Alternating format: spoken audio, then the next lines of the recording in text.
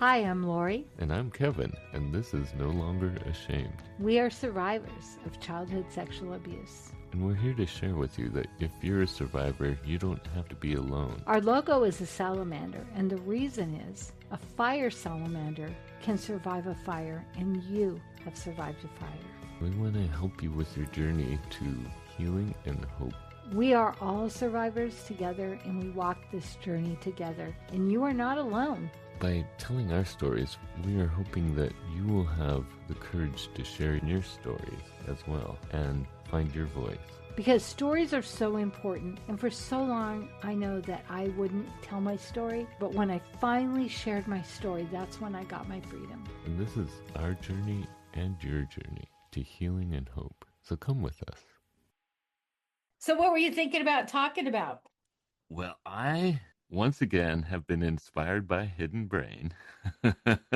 If you've listened to us, you know that I listen to Hidden Brain frequently, every week practically, and I recommend it to everyone. It's a great show. Podcast. It's a podcast, and it's also on NPR, and it's just great. Shankar Vedantam. And this episode was called How to Harness Your Feelings. It was on May 5th.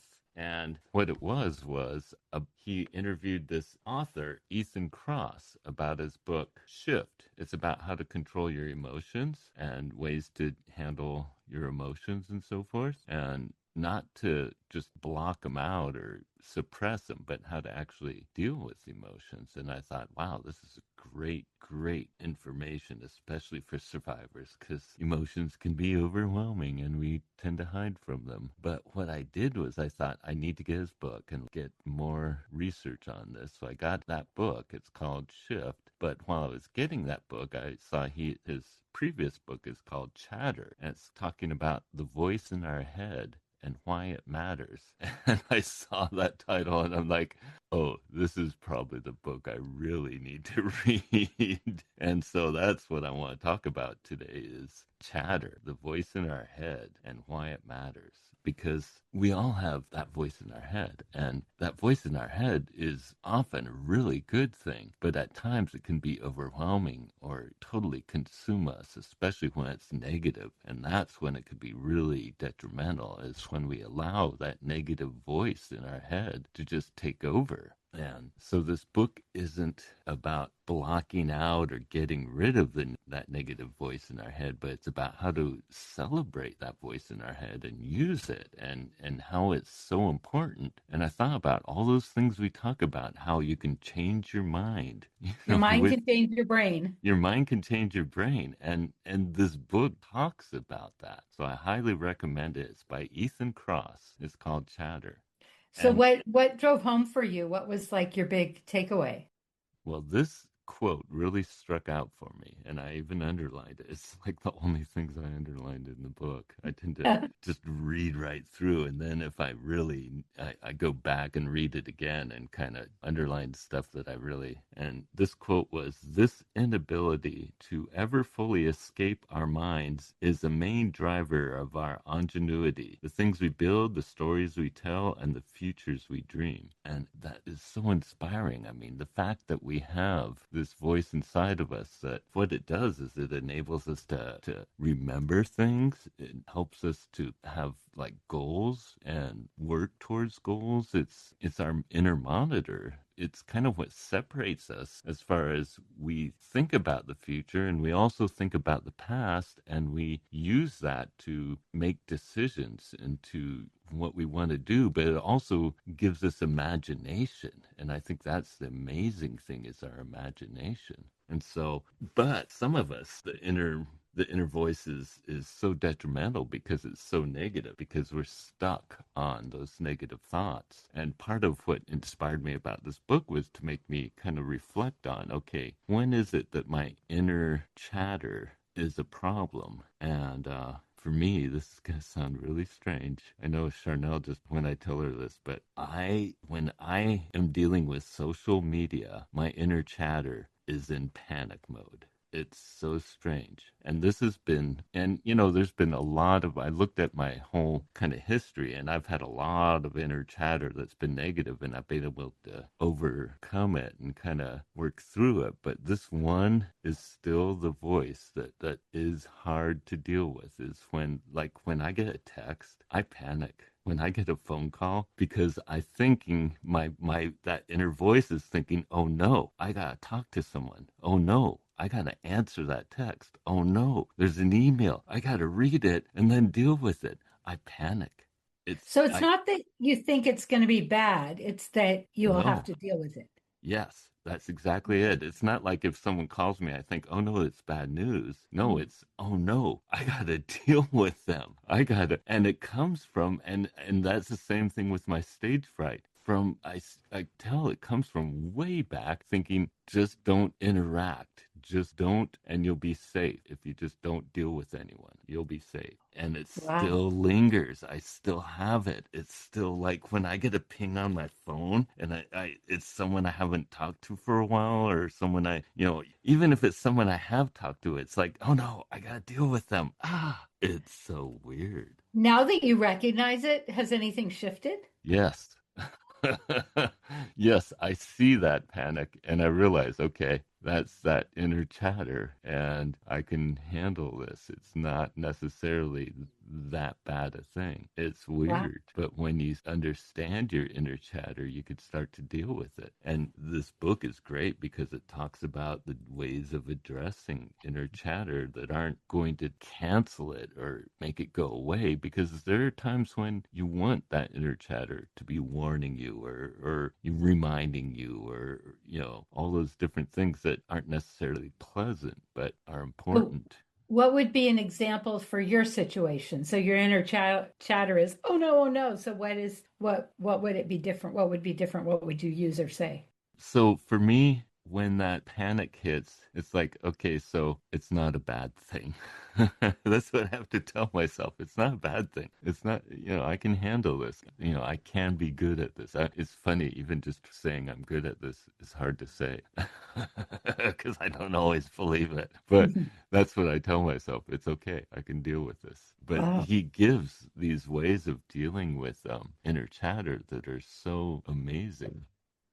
So I had kind of an experience. I've been on a little vacation, and this is my inner chatter. Shut up.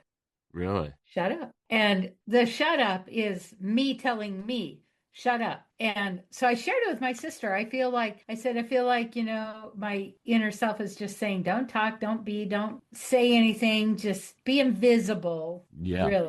But Yeah. what it's coming out as now is shut up. And she's so great because she goes, well, what if you reframe that to just listen? Hmm. And it was interesting because it was so strong, and I was around a lot of family, and that feeling of not being needed or nothing I say matters, and that's all from me. That's Yeah. all from in here. And so I focused on being a good listener, paying attention, and part of it is that enough. Am I enough if I just listen? Am I enough if I'm just there? Like we've talked about grieving and how, we want to help the person grieving when really what they need is you just to be.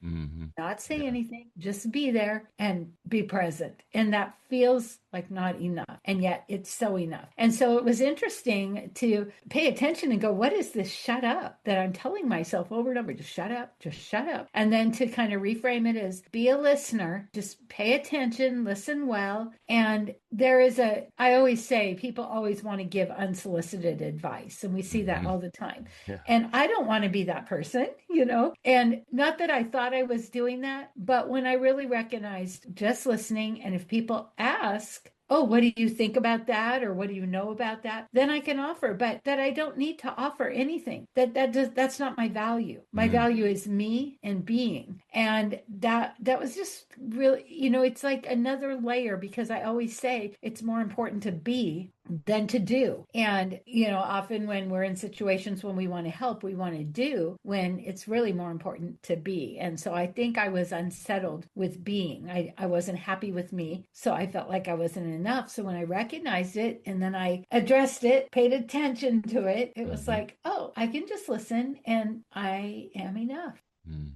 Yeah. But that chatter is amazing, and it can really caught me off guard. Well, for all the years I've been in therapy, all the work I've done. So you were with family and you were dealing with issues. Yeah, well, part of it was just vacation, but then there were some family issues that came up that were really difficult. Yeah. And it's like it was in a field that I understand and I know, and I want to jump in and I want to help. And yet in my head it was like, be still. Part of it's just being around family, especially if you haven't been around them a lot, or if you're just all of a sudden dealing with family all at once.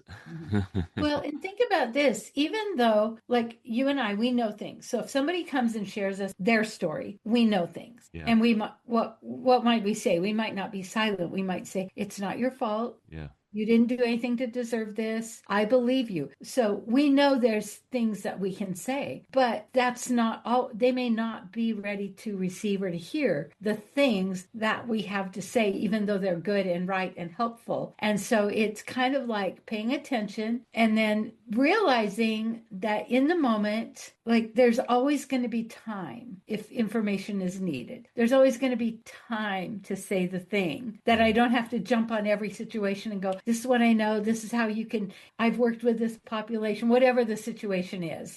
Say it was a gardening situation and I'm a master gardener. Am I going to jump in or am I going to wait for them to ask me? And so for me, I don't think it's this way for everyone, but for me, it was kind of like back off, be still and wait to be asked. Yeah. And I didn't like it.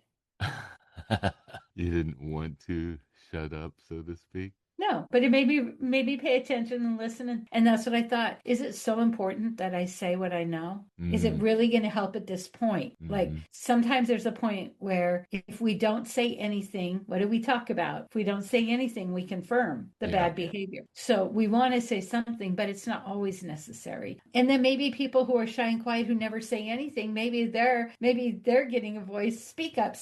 Like, so it's a little bit of intuition. It's a little bit of just where is that coming from and paying attention and seeing how it applies to the situation. Yeah, that inner voice. So yeah, my inner voice is, and I've been paying attention to it more since I've been reading the book, and it's when I realized that's when my inner voice is kind of telling me things that aren't necessarily true and making me react a way that isn't necessarily helpful, and sending me sideways, sending me away from what really matters to me.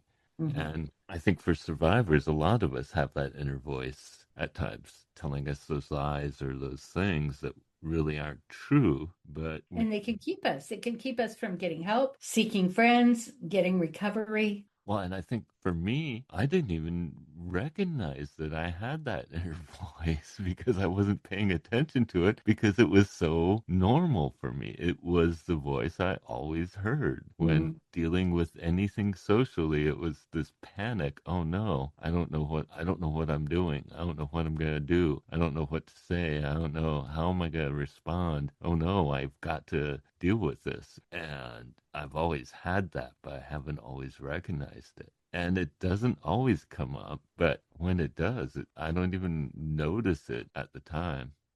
And now that you've kind of turned it around, what is the feeling that you're having? Like, you're like, I can do this. So what is the feeling or the... What I wanted to talk about in the book was how it talks about the tools to handle inner chatter. And there's actually quite a few. So I'll just read the short version of each one of them. And I highly recommend this book because it's really surprising how much of a difference. But that's something that we've talked about so much, is that inner voice is so important. It can direct us in ways that are so positive and so helpful, and it really helps to pay attention to your inner voice.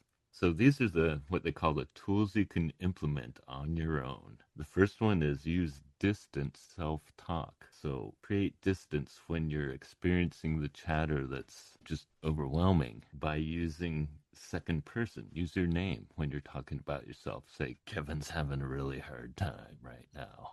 Instead of, having that inner voice saying, this is really hard. I'm having a really hard time. It's Kevin's having a hard time, but Kevin can, so use a second voice. Mm. So you create distance self-talk. You use you. You are kind of afraid to answer this text. I don't know why you are that way, but you are afraid to answer this text. But you don't have to be afraid. So you can add distance to it, and it helps you basically kind of explore it with yourself in a way. The next one is imagine as if you're advising a friend. So imagine that you're talking to someone that you really care about. And would you say the same things to them? And that's something we've talked about a lot.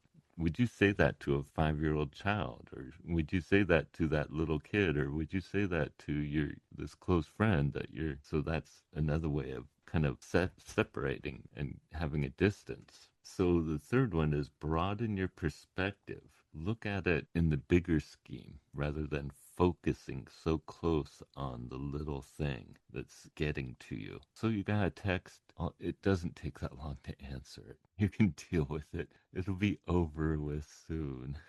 Reframe your experience as a challenge. This is a good one because you have the ability to change the way you think about your experiences. And if you change it into something that's a challenge or something that can be exciting, something, especially if you look at, okay, so I've done this before. I've answered emails. I can write an email and send it and nothing bad will happen. So you have to make it a challenge, make it something like, you've done this, you can do this, you can even get better at it. So why not? Oh, this is an interesting one. So this is about interpreting how your chatter is affecting your body, what's going on in your body. And not necessarily, when you notice your heart racing, you notice you're breathing fast or real shallow, or, maybe it's time to slow down. Maybe it's time to, and recognize, okay, this chatter is making me panic. Why is that? And maybe I can, instead of having the pounding heartbeat and having the panic, Mm-hmm. maybe there's a reason it's doing that to me, and I can understand it and move through it. We talked about that a little with triggers, how all of a sudden you're kind of freaking out and you don't even know why. Yeah. And you Yeah. stop and you look around, you assess the situation, and the inner child starts to calm down. You're like, oh, maybe you saw a certain color or a type of car or something that triggered something, but you weren't really aware of it. But once you become aware, then you can be like, here I am now. I'm safe. I'm an adult. It's doing that work of recognizing. Yeah, so when that panicking feeling is coming on, what's your head, what's that inner voice saying? And is it really important right now, or is it something that you're actually in control of, and you don't have to have that panic mode. You don't have to have that heart racing and sweating and being in that protect mode. So yeah. Good. Oh, so normalize your experience. That's So you good. knowing that you're not alone in your experience. So there's a way to use instead of looking at your experience as just, I can't handle these, use the word you, and that kind of includes other people in it. The way you put is kind of make it a distancing thing.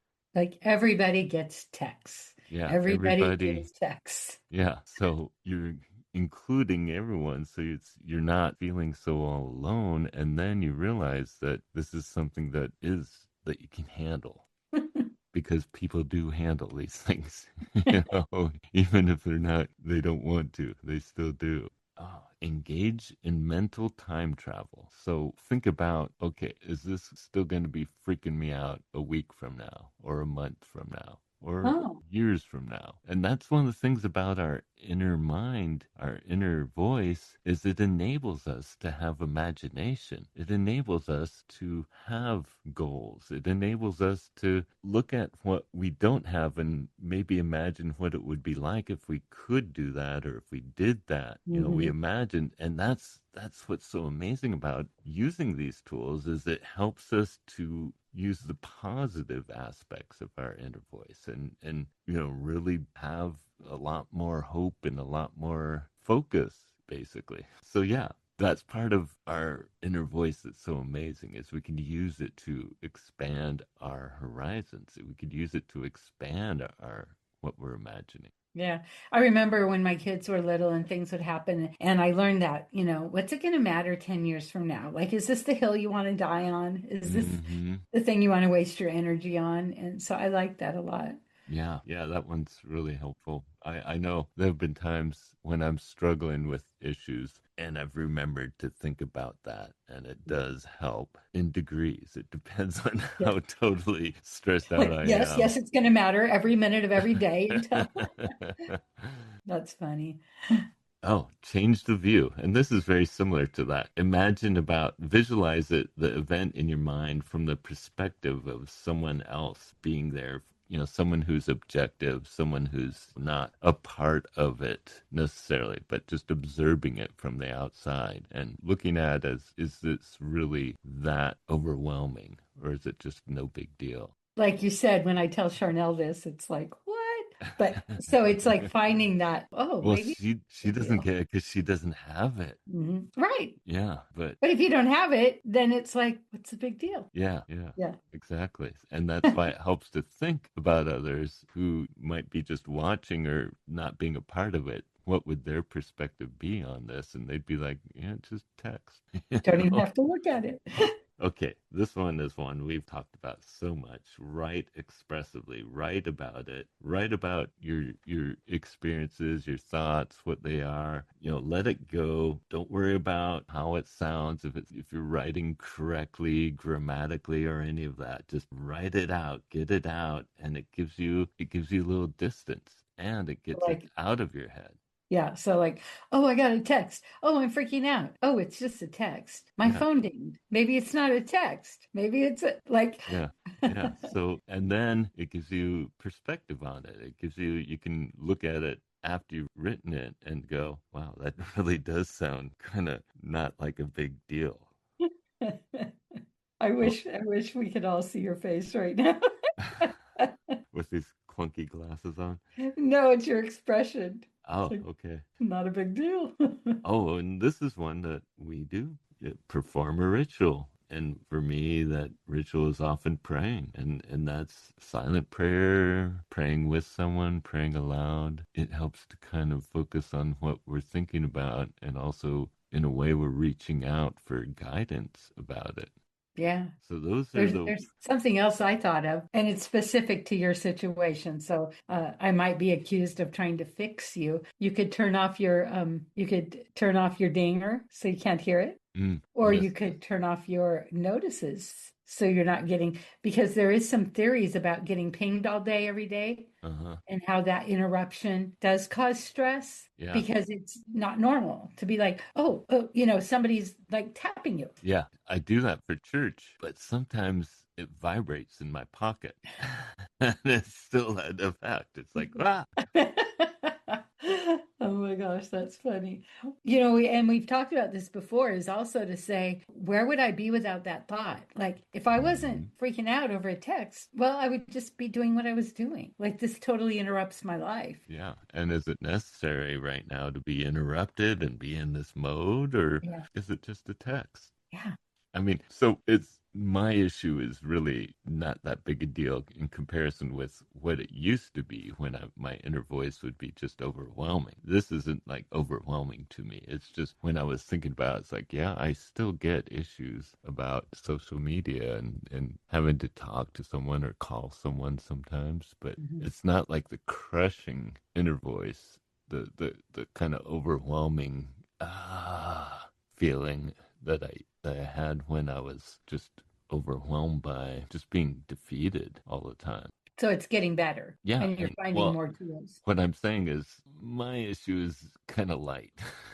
What I'm talking about mainly. But But it's an issue and it's a trigger. So it's valid. Like, yeah, well, yeah. and what I want to emphasize is it's because of understanding and being aware of what that inner voice that was really overwhelming before, what it was saying, and realizing it wasn't true, realizing I didn't have to believe that, or didn't have to believe those thoughts, or even didn't have to, always. It's by handling and understanding this inner voice that I was able to get past all that overwhelming, crushing feeling. Paying attention and valuing that it's telling you something. Yeah, and now my inner voice is, most of the time, it's really productive. It's really helpful, or except for those times I'm doom scrolling on news. Well, that could be. I won't go there. Yeah, well, I shouldn't either. So the book is called Chatter, and the author is Ethan Kross, spelled with a K. Ethan Kross. And yeah, and I would like to also talk about his book called Shift, which is talking about emotions. And the same thing that we talk about. Emotions are information. They're not always bad or good, or necessarily ever bad or good. They're information, but how to handle them, just like the inner voice. The inner voice is very important. It's not always bad or good, but it's important to be aware of it and understand how to use it productively. And just like emotions, you can use your emotions really productively, even when they are anger. Anger is an important emotion to recognize and be able to handle and deal with. You don't want to always just block out anger in your life. You want to be aware of it and know how to use it. So just like we gave you these tools for the inner voice, listen in next week. We'll talk about shift and Yeah. emotions and tools that you can use for dealing with emotions. Yeah. Good stuff. I love these Yeah. books. I'm so glad so again, Hidden Brain with Shankar Vedantam. Great show. I get a lot of inspiration from it, and it's so helpful. It's not focused on survivors, but I think as survivors, oftentimes we deal with these issues in very exaggerated ways. A Yeah. lot of the stuff we're dealing with is a lot more exaggerated or Right. extreme. And it's personal growth. It's paying attention, learning more so that we can be better. Yeah. So that's it for today. We are going to have a prayer time if you want to stick with us. If not, we believe in you. We want to hear from you. We want to hear your stories. If you like this podcast, please rate and review, because that's how other people can find us. And we really want to spread this message. Father, I thank you that we can pray to you and know that you're listening and you care about what we're praying, and know that you want us to know that you do care about us, and you want to help us to have hope in our lives, and to know that we aren't alone, and that inner voice inside us, when we can focus on reaching out to you with our inner voice, you want to be there for us. Pray for anyone listening that they would not feel bad about their inner voice, but they would want to understand their inner voice and listen to it and work on how they can change their inner voice to be helpful, and how they can change their inner voice to give them hope, and know that they do deserve hope, and that you want to give them that hope, Lord. I just pray that your presence would be there for them and would inspire them and want to be guided by you and have your hope in their lives. In your name I pray. And Father, we're so grateful for podcasts and for books and things that help us grow, help us learn, and especially to help us get out of the victim mode, and things like the inner voice that we just don't know, maybe we don't pay attention to, or maybe we do and then we forget, that you would help us pay attention to recognize, wait a minute, that's not true, that's not what's really happening, and that we might be able to heal ourselves and pay attention and be better, because we know if those voices in our head are accusing us, that's how we're going to to behave as the accused. And when we turn it around and we become the person that you want us to be, then we're going to live out of a place of love and acceptance. And I just thank you. I pray that we can continue to work towards that, towards being the person you want us to be, and that we don't have to live as a victim, but we live as a victor, and that there is help and hope. In your Son's name, amen. Amen.